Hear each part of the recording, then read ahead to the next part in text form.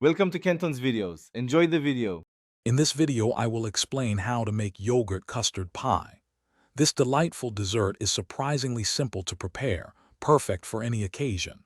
We'll start by gathering just a few common ingredients you likely already have on hand, like creamy yogurt, fresh eggs, and a touch of sugar. Using a pre-made 9-inch pie crust makes this recipe incredibly quick, saving you valuable time in the kitchen. Let's get baking. Now let's create that luscious custard filling. In a large bowl, whisk together 2 large eggs with about 1/2 cup of granulated sugar until the mixture is light and slightly frothy.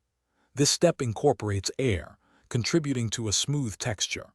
Next, gently fold in 1 1/2 cups of plain, full-fat yogurt and a teaspoon of vanilla extract.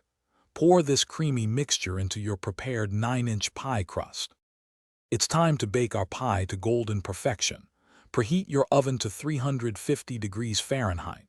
Carefully place your pie on a baking sheet and bake for approximately 40 to 45 minutes. You'll know it's done when the edges are set and the center has just a slight jiggle.